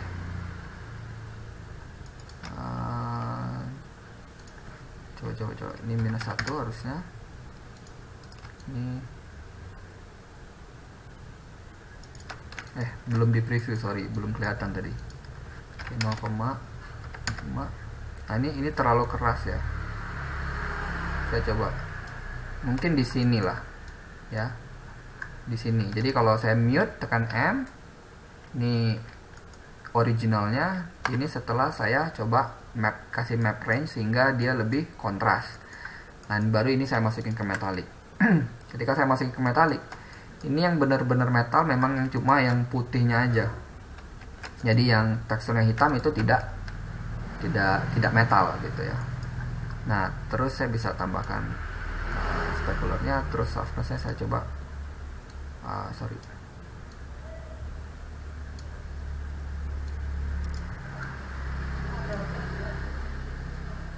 inilah. Oke. Ini. Nah, ini kalau saya coba cabut ya, terus saya bikin jadi 0. Ini sama ini benar-benar berbeda kan? Ya. Yang ini nggak berasa metalnya, sedangkan yang ini kelihatan kalau ini kayak gold gitu. Oke. Nah, yang hitamnya itu dia ngikutin parameter roughness yang ada di bawah sini gitu. Jadi yang metalik itu cuma didefinisikan berdasarkan max ini. Putih berarti metal, hitam berarti tidak metal gitu. Oke. Nah, oke, ini saya coba. Jadi ini juga akan dilakukan ke karakter ke bagian-bagian yang lain. Contoh misalnya yang ini ya, yang ini ada ladder nih misalnya. Ya. Saya lupa terus pakai sun-nya ya. Bentar. Ini dan sun. Dan oke. Nah, ini. Nah, oke, kalau kita lihat ini juga sama nih. Sebenarnya sekarang tuh shader itu sangat simple banget sih ya. Shading itu jauh lebih simple dari sebelumnya gitu. Kalau teman-teman ada yang pernah pakai V-Ray itu yang dulu ya, yang saya pakai dulu gitu. Yang sekarang mungkin sudah PBR juga gitu. Untuk mendapatkan kesan material yang kayak misalnya kayak kulit atau kaca, kulit atau metal kayak gitu tuh, parameter yang diatur tuh terlalu banyak gitu. Nah, oke. Jadi misalnya kalau kita lihat lagi yang ini sebenarnya semua teksturnya tuh mirip-mirip aja ya. Ini metal roughness-nya ada di sini juga. Ini udah diatur semua metal roughness-nya. Jadi kalau kita lihat di sini masuknya ke metal, berarti yang putih-putih ini didefinisikan sebagai metal gitu ya. Ini cuma ngulang aja. Oke. Nah,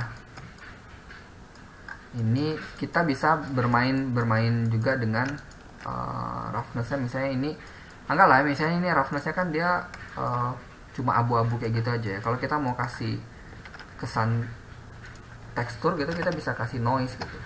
Kita bisa kasih noise di sini. Terus ini nanti bisa kita combine juga. Jadi kalau kita preview, nah ini kan ada noise. Kita bisa kasih tekstur koordinat. Tekstur koordinatnya ini ada UV koordinat. Ini saya coba pasangkan ke sini gitu ya. Pasangkan ke sini. Terus kita bisa coba scale. Misalnya 100 gitu. Dan kita akan coba combine sama ini gitu. Ini saya coba combine. Oke. Saya coba combine ini menggunakan matte.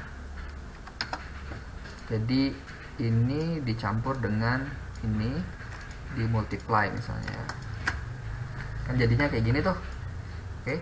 Terus ini bisa kita pasang ke roughness-nya gitu.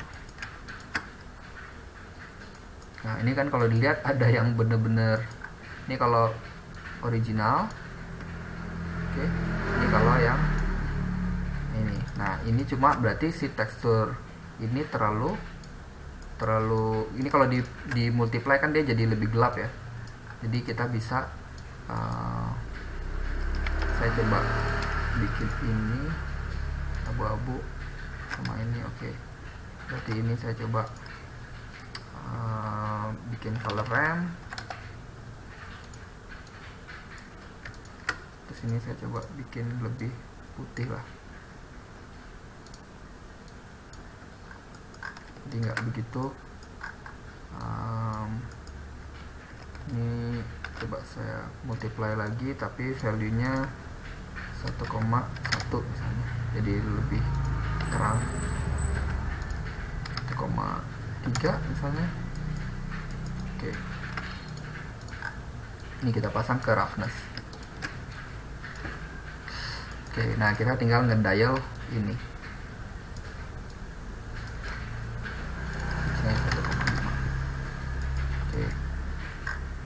Atau 1,2 lah misalnya. Oke, jadi misalnya kayak gitu. Jadi yang metal dia tetap metal, yang sisanya ya kayak leather yang emang glossy gitu ya. Terus ada kain nih. Nah kain ini unik nih. Kain ini ada parameter. Kalau pernah lihat ya, ada parameter scene di sini. Nah, scene ini biasanya untuk ngasih lihat khusus untuk fabric scene ini. Emang kalau dilihat dari sini nggak begitu kentara banget itunya, tapi kita bisa kasih tambahan ya. Kita bisa kasih yang namanya Fresnel. Kasih Fresnel. Kalau dilihat Fresnel itu kayak gimana?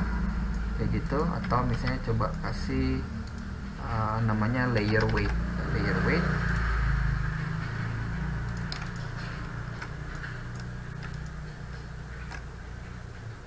Oke.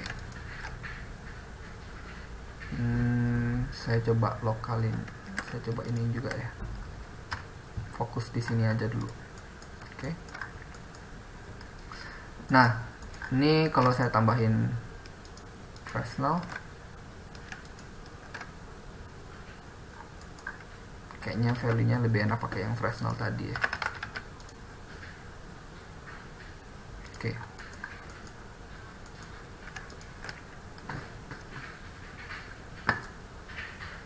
Nah, Fresnel ini adalah node yang memungkinkan kita dapetin area yang lebih terang di perpendicular terhadap kamera gitu. Jadi di edges-nya, di garis pinggirnya gitu. Sehingga kalau misalnya saya coba combine gitu ya, kalau saya combine dengan misalnya dengan Saya coba combine di base colornya deh, saya coba combine ya. Misalnya base colornya kan kayak gini. Nah, saya coba mau combine supaya dia lebih terang. Saya kasih RGB curves. Oke, terus ini dipasang ke sini. Terus ini saya bikin lebih terang.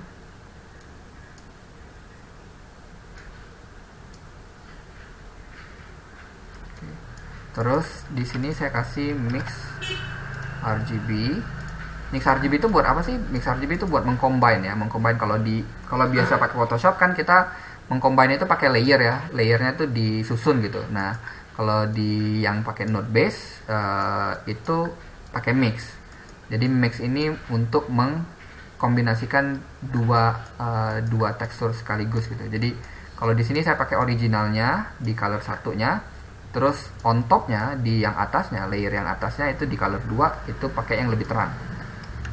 Kalau saya preview dari sini bisa kelihatan, dan sekarang saya akan pisahin mereka atau masking pakai Fresnel ini.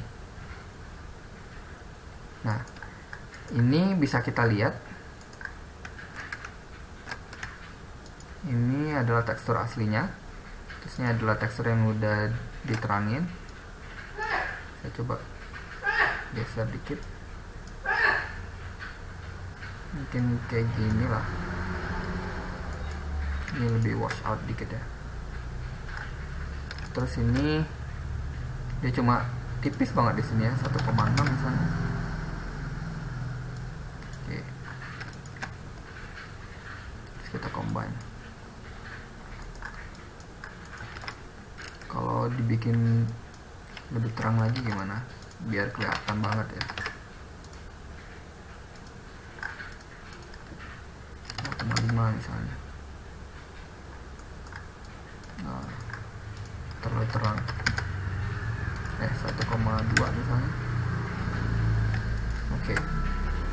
Kalau 1,2 lebih tajam kayak gitu ya. Nah, jadi kelihatan sampingnya. Ini baru kita masukin ke base color, terus kita kasih principal BSDF. Nah, ini kayaknya terlalu besar.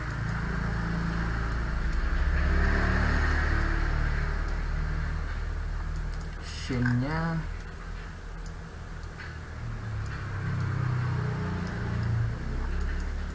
coba.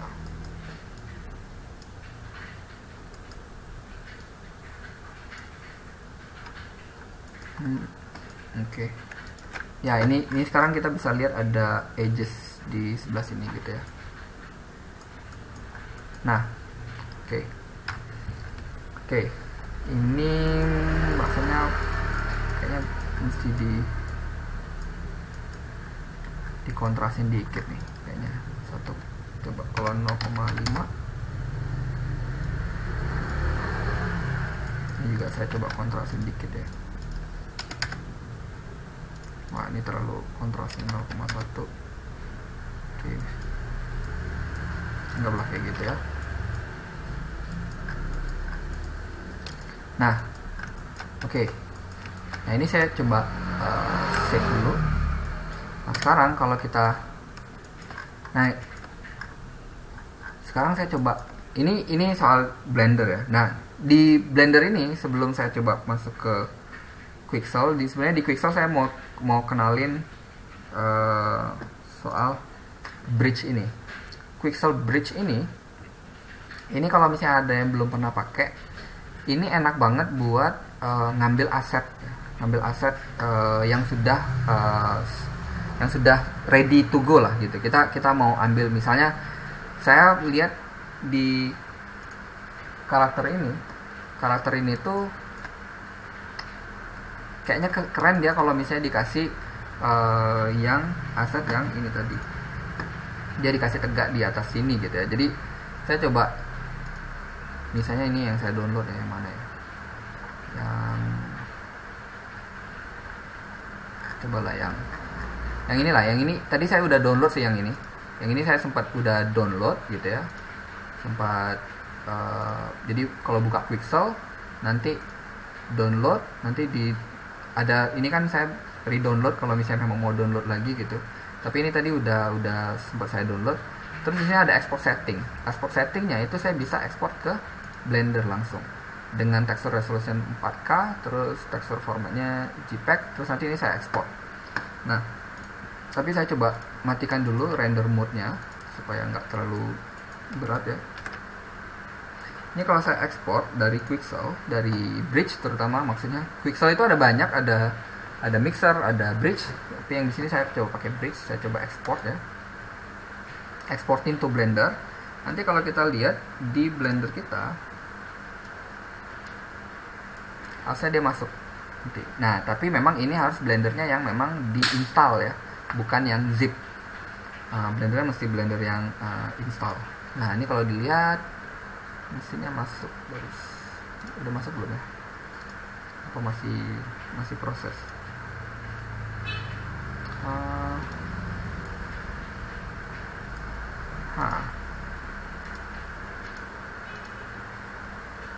Bentar. Ini export to Blender udah benar kok.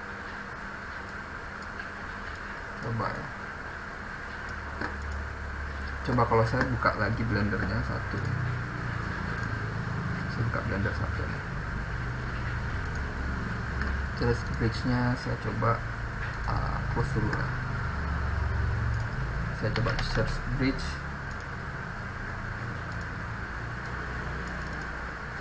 Oke.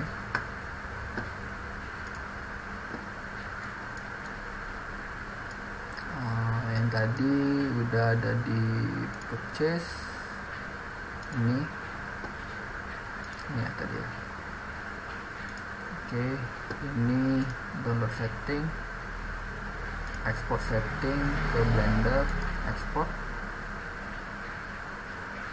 Could not export plus apa nih?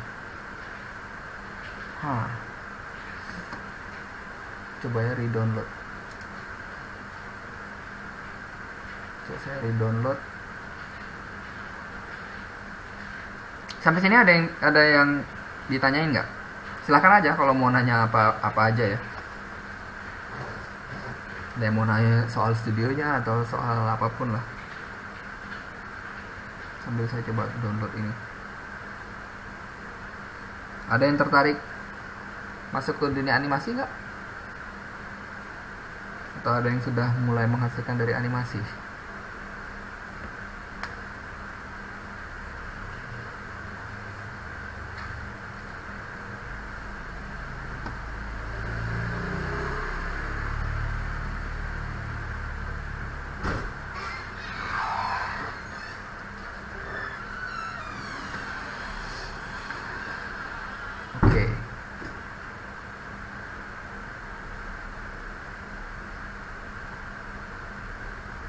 Oke, masih proses nih.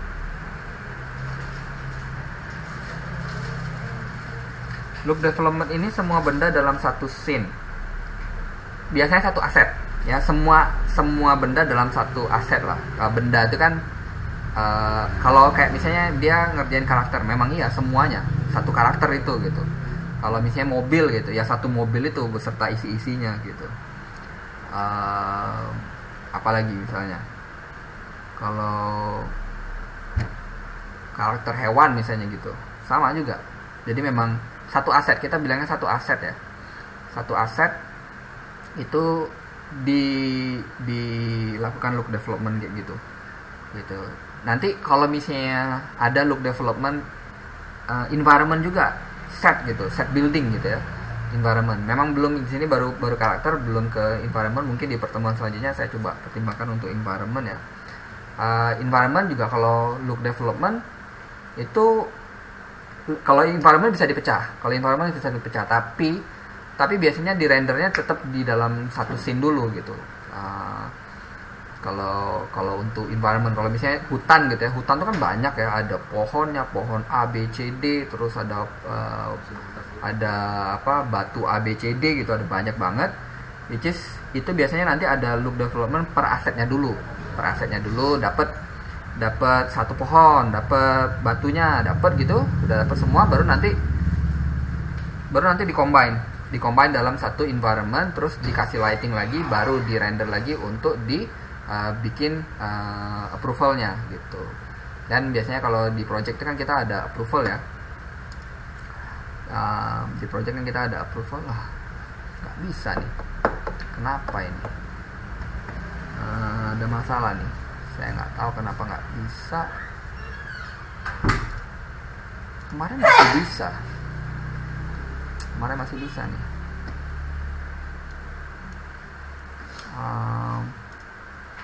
Megascan plugin. Oke. Cara memecah bagian model ke lokal, plusan tekan apa? Tekan tombol garis miring di dekat ini.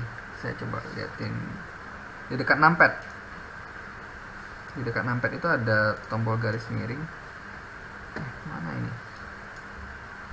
Nggak kelihatan gitu saya. Keyboardnya nggak kelihatan deh. Nah, kalau saya coba masuk ke sini, ini kalau misalnya lampu sama objek sama lampu ya, saya tekan kontrol gitu kan. Jadi saya pilih lampunya sama objek ini ya, tinggal tekan tombol garis miring di dekat angka keyboard yang angka-angka itu. Nah itu. Oke.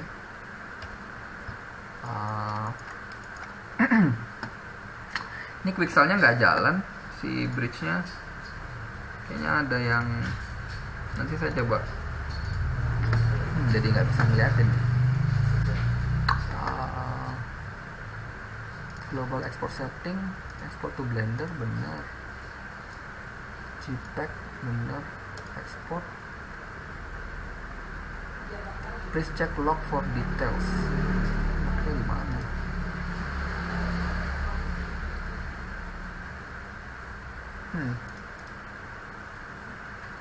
Kelihatan lognya di mana?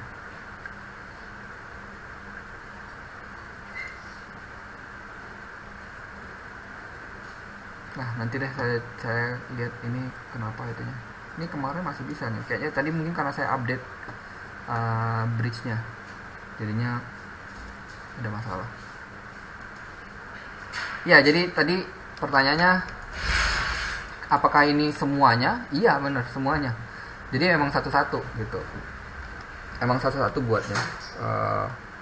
Dari skinnya dulu, kalau karakter sekompleks ini memang lama biasanya, kayak mungkin perlu sekitar 3-1 mingguan ya, untuk cuma fokus nge-surfacing aja, nge-shading aja gitu. Mungkin teksturnya di luar itu gitu ya. Nah ini nanti kalau sudah, nah ini perlu ada bola-bola seperti ini untuk kita mengetahui value yang ada di dalam scene ini. Jadi nanti kita bisa lihat merahnya itu seberapa merah, terus orange-nya itu seberapa orange, terus kayak gimana reaksi dari lightingnya juga. Ini kalau standar tadi ya, kalau Filmic, nah ini berbeda. Kalau kita pakainya Filmic ini kesannya lebih wash out, kesannya lebih kayak kurang cerah gitu si Filmic ini, tapi dia nggak ada yang namanya ini kalau dilihat ya, kalau kita ganti jadi standar, nih lihat putihnya di sini itu bener-bener putih yang kita bilangnya ini namanya burning out. Jadi ini terlalu putih gitu, burn out biasanya kita bilangnya burn out. Makanya ini dihindari banget di dalam look development dan lighting gitu. Jadi ini harus diganti dulu ke Filmic buat range-nya jadi lebih banyak. Jadi kalau dipakai Filmic nanti kita tinggal naikin lampunya, misalnya lampunya 20, itu nanti dia nggak akan ada yang sampai ke sampai terlalu terang lah gitu. Sampai terlalu terang itu nggak ada. Nanti masih bisa di grading di kompositornya atau di editor. Kayak misalnya kalau kita mau grading, ini saya coba contohin pakai use curve kayak gini ya. Kalau use curve kayak gini kan itu bisa kita kontrasin lah. Oke, bisa kita kontrasin. Oke. Kayak gitu. Oke, pixelnya sayang sekali nih, sorry banget, ini pixelnya nggak bisa diambil, nggak bisa diekspor gitu. Oke. Nah, tadi saya dititipin pesan kalau mana tadi?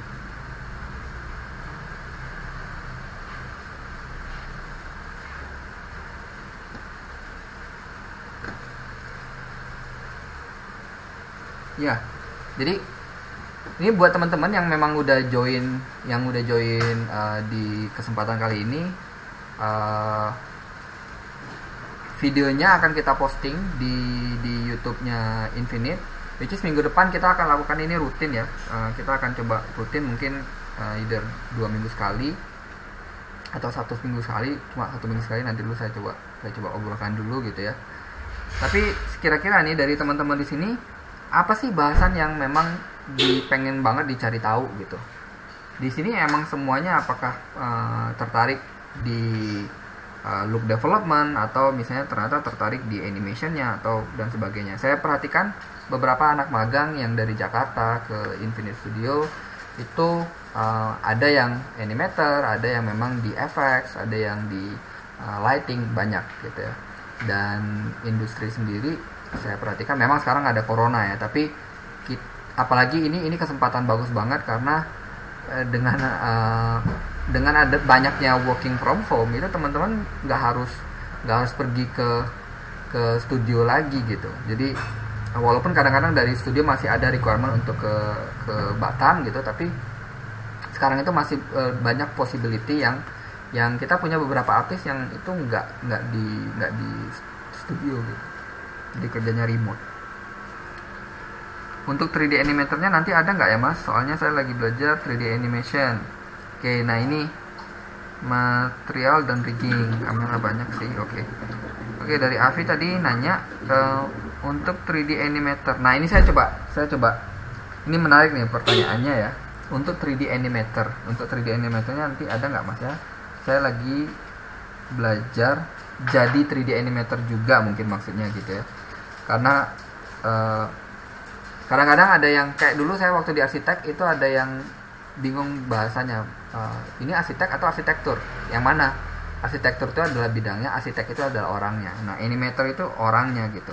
Jadi mungkin maksudnya Avi di sini adalah untuk 3D animator ada nggak sesi untuk gimana caranya jadi 3D animator? Rasanya ada. Nanti mungkin dari Infinity-nya saya tanyakan ya. Infinite Studio biasanya tadi ada dari Iwan, material dan rigging, kamera banyak. Maksudnya kamera banyak tuh gimana, Pak?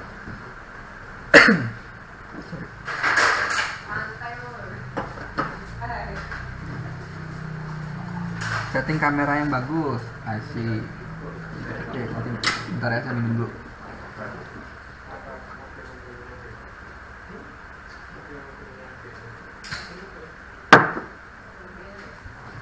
Oke, material dan rigging. Oke, rigging itu sangat teknikal ya. Tadi pun saya sebenarnya ini sempat mau saya rigging tadi. Yang ini tuh sempat tadi saya mau rigging, cuma masih terlalu banyak isu di dalam meshnya sendiri, sehingga nggak saya lanjutkan tadi. Karena tadinya saya mau kasih pose yang kita bisa ambil dari Mixamo rig ya. Nah ini paling kalau misalnya request kayak gitu kita tampung dulu ya, kayak misalnya material dan rigging. Maksudnya material dan rigging itu sesuatu yang berbeda. Material itu yang sekarang yang kita pelajarin. Rigging itu emang penulangan gitu ya, gimana cara join dan segala macam gitu supaya karakter itu bisa bergerak. Kalau soal kamera setting kamera yang bagus dalam sinematik gitu. Sinematiknya ini apa? Sinematik game. Karena kadang-kadang ada juga bahasa orang sinematik tuh sinematik wedding gitu. Nah, kalau yang dimaksud adalah cinematic animation di game gitu ya, kayak bikin bikin apa video sinematik untuk game, misalnya untuk game promotion, itu kamera itu sebenarnya belajarnya justru dari film ya. Jadi bukan dari kamera yang ada di 3D-nya ini. Kamera yang ada di 3D ini sebenarnya parameternya tuh bebas, kita bisa kasih gitu. Maksudnya kita bisa adjust sesuka kita gitu ya untuk kamera yang ada di 3D. Tapi yang bikin sinematik itu bagus atau enggak itu adalah angle-nya, proporsi, terus komposisi, itu yang bikin bagus. Itu mungkin juga nanti akan kita list ya soal komposisi dalam film gitu, komposisi kamera dalam film. Oke. Jadi bukan ke kamera 3D-nya, tapi lebih ke komposisi kamera untuk sinematik itu seperti apa yang bagus gitu. Nah itu mungkin nanti kita coba bahas juga ya. Oke. Terus ada pertanyaan lagi nih dari Rizky. Infinite Studio biasanya pakai software apa, Kak? Infinite Studio softwarenya macam-macam. Ya, Infinite Studio softwarenya macam-macam. Kita mostly animation pakainya Maya. Ya, mostly untuk animation, untuk bikin animation yang gerak, yang memang animation gitu, yang memang bukan lighting, bukan asset gitu ya, yang memang animation, itu kita pakainya Maya. Jadi Maya, Autodesk Maya itu kita pakai untuk bikin mostly layout dan animation ya. Maya ini kita gunakan untuk mostly layout dan animation. Jadi untuk ngegerakin, nganimate karakter, terus bikin bikin placement kamera, itu biasanya pakai Maya gitu. Tapi rendernya, lightingnya itu macam-macam. Ada yang kita pakai Maya, ada yang kita pakai Blender, ada yang kita pakai Houdini. Ada yang pernah dengar Houdini nggak? Houdini itu software effects. Houdini side effects ya. Houdini side effects. Houdini ini kita pakai untuk effects dan render ya, dan lighting ya. Which is yang tadi saya liatin di Jungle Beat movie atau di Jungle Beat itu pakainya Houdini. Jadi asetnya pakai Houdini, aset karakternya pakai semua asetnya lah, hutan segala macam itu pakainya Houdini. Terus nganimate-nya di Maya, layoutnya juga di Maya, placement kamera di Maya. Habis itu dimasukin lagi ke Houdini, nanti efeknya dikerjain di Houdini. Habis itu lightingnya juga dikerjakan di Houdini gitu. Sampai masuk ke compositingnya kita sejauh ini kita cuma pakai 2 untuk compositing. Itu kita cuma pakai Nuke dan Fusion ya. Nuke dan Fusion. Jadi kita cuma pakai 2, salah satunya aja, tapi paling sering kita pakainya Nuke. Yang kedua kita pakainya Fusion. Tapi Fusion ini cuma di 2 project kita pakai. 1 apa 2? 1 kayaknya malah. Lupa saya. 1 apa 2. Tapi lebih sering kita pakainya Nuke untuk compositing ya. Blender dipakainya di mana? Blender dipakainya di lighting sejauh ini. Baru di asset untuk surfacing, karena kalau lighting udah pasti temennya sama material ya, shader dan material itu temennya lighting tuh. Gitu. Jadi kalau ngerendernya di Blender, otomatis untuk shading dan segala macam itu di Blender gitu. Tapi bukan cuma Blender kita pakai Maya, kita ada yang project pakai Maya, ada yang pakai Blender, ada yang pakai Houdini tadi saya bilang ya. Bervariasi. Terus kalau untuk model, jadi di aset itu ada banyak, ada modeling, ada yang pakai Maya, ada yang pakai Blender. Terus biasanya sculpting pakai ZBrush gitu. Texture paintingnya pakai apa? Ada yang pakai Markbox, ada yang pakai Substance Painter. Photoshop udah pasti Photoshop. Ya itu gitu. Nah, Substance Painter itu sekarang sudah ada yang kalau kalian tahu namanya mixer, Quixel. Ini yang mau tadi saya mau kenalin juga, Quixel Mixer. Quixel Mixer itu ini mirip banget kayak Substance Painter dan gratis gitu. Ini punyanya punyanya Epic Games sekarang ya.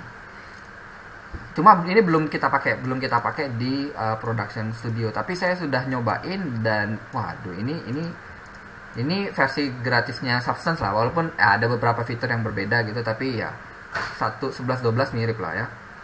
Uh, Terus rigging udah pasti di Maya, karena nganimenya di Maya, udah pasti riggingnya di Maya. Kenapa kita nganimenya nggak pakai Blender atau nggak pakai Houdini atau yang lain gitu? Karena memang sejauh ini Maya masih bagus, masih paling bagus untuk animation. Lebih ringan juga gitu kadang untuk di viewport tuh, karena di Blender tuh lumayan berat ya. Ya itu sih softwarenya ya.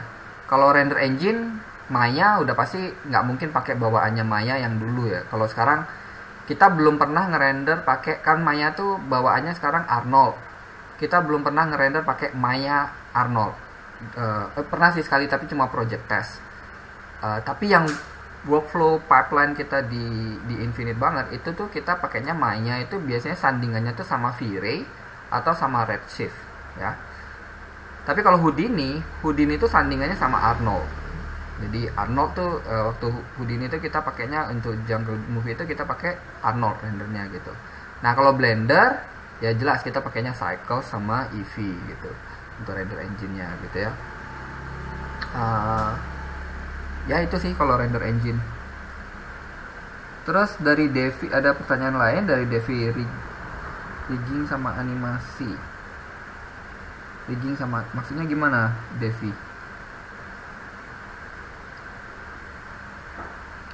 Rigging sama animasi, oh maksudnya ini ya, apa namanya, request supaya ada rigging dan animasi ya.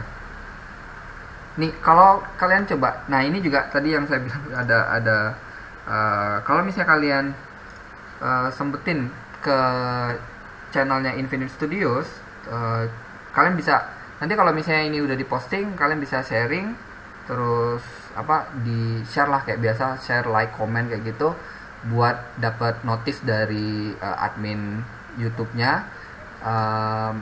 Itu juga tanda kalau di YouTube-nya Infinite itu ya, itu ada beberapa pelajaran YouTube Infinite Studios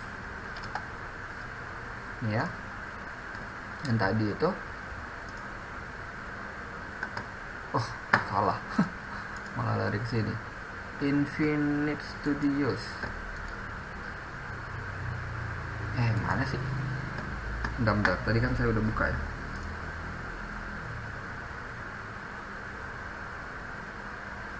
Nah ini oke. Ini sebenarnya di sini udah ada beberapa video kalau misalnya kalian mau coba lihat gitu. Nah ini adalah salah satu supervisor animation supervisornya di Infinite Studios yang bisa inilah, bisa apa namanya, bisa kalian komen, tanyain di sini gitu ya. Nanti dari adminnya pasti akan coba jawab sih pasti. Terus di sini juga ini juga adalah animation supervisornya, adalah supervisornya Infinite Studio, dan ini adalah supervisornya layout di Infinite. Jadi silahkan coba lihat kalau misalnya memang mau cari animation. Nanti di Infinite Stream kita akan coba includekan untuk animation dan rigging ya.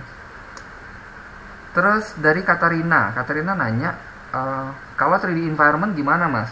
3D environment ini maksudnya creationnya ataukah look developmentnya? Ngebuat 3D environmentnya. Kalau ngebuat 3D environment, look dev di environment mas, maksudnya apakah sama look dev di environment, cuma hanya bedanya caranya masih sama persis, tapi bedanya gini, light rig-nya ini akan light rig yang digunakan adalah light rig yang dipakai oleh anak lighting. Jadi misalnya setnya adalah interior, kan nggak mungkin kita cuma pakai satu sun kayak gini kan, nggak mungkin gitu. Pasti kita punya beberapa lampu yang memang di setup untuk basic lighting di ruangan itu gitu. Atau kalau misalnya hutan yang di look development, 3D environment hutan gitu, jungle misalnya, mungkin kita akan pakai lighting yang sama, pakai satu sun direction aja gitu ya. Tapi kalau kalau misalnya di dalam gua gitu, di dalam gua atau di dalam tunnels atau underwater, itu ya punya lampu yang berbeda. Gitu. Jadi nanti kalau 3D environment itu nanti mereka akan kita bilangnya itu lighting publish. Jadi lighting yang digunakan untuk look development di dalam environment tadi itu akan dikumpulkan, habis itu akan dipublish sehingga nanti itu akan bisa dipakai di dalam shot. Kayak gitu. Nah, kalau misalnya kalau yang aset kan ini cuma untuk sampai aset aja gitu ya. Untuk dapetin looks di aset, contoh di sini karakter misalnya gitu ya.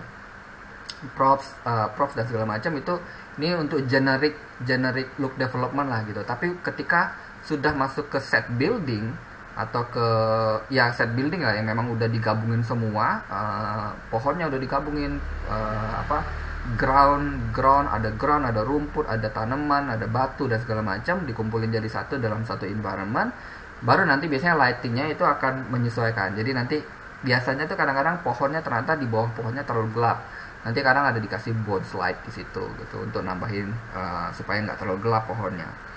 Jadi apakah sama? Kalau ngomongin color management udah pasti harus sama ya. Color management udah pasti harus sama. Surfacingnya nanti juga look development akan ngetes. Jadi ketika udah digabungin tadi, udah cocok belum material yang sudah dilakukan look dev di per aset tadi gitu. Per aset tadi itu sudah dilakukan look dev, udah oke nih per aset. Tapi kadang-kadang ketika masuk ke dalam environmentnya ternyata material batunya ternyata kok berasanya kurang bagus ya gitu kan. Nah, nanti dari look dev artisnya itu nge-adjust tekstur batunya kayak gimana, di-adjust, nanti baru dibalikin lagi ke aset untuk diperbaiki kayak gitu. Gitu sih kalau misalnya untuk look dev di environment. Oke. Ada lagi pertanyaannya? Kita kayaknya udah 2 jam nih, udah lumayan juga ya. Ada lagi nggak pertanyaannya? Oke, kalau misalnya memang nggak ada lagi, jadi semoga yang saya sampaikan hari ini, malam ini, itu bisa berguna buat teman-teman. Nanti pasti dari Infinite akan coba ngabarin lagi kalau misalnya ada sesi-sesi yang lain, sesi-sesi streaming yang lain yang bisa diikuti gitu. Dan bagi kalian yang hari ini udah ikutin, kalian bisa coba kasih tahu teman-teman kalian buat ngikutin streamingnya gitu. Jadi bisa tahu yang lain, jadi siapa tahu ada teman-teman yang memang mau coba masuk ke, kan bidangnya banyak ya, nggak cuma di lighting gitu, ada di animation, ada di rigging, ada banyak gitu. Jadi coba kabarin kalau misalnya memang ada teman-teman yang tertarik arahnya, ternyata saya lebih suka modeling nih, saya ternyata lebih suka rigging, saya lebih suka animation, itu juga bisa. Jadi tolong sampaikan ke teman-teman yang lain. Jadi kalau misalnya nanti teman-teman yang lain atau teman-teman kalian ada yang mau bergabung di Infinite Stream selanjutnya, jangan lupa daftar kayak biasanya. Kalau misalnya memang udah nggak ada lagi, mungkin sampai di situ dulu hari ini. Mungkin minggu depan kita akan coba kabarin lagi apa materinya ya. Oke, kalau misalnya udah nggak ada lagi, cukup sekian dari saya. Oke, sama-sama ya, sama-sama semuanya. Saya Bintang Senja pamit dulu. Sampai bertemu lagi di Infinite Stream selanjutnya. Oke, thank you semua.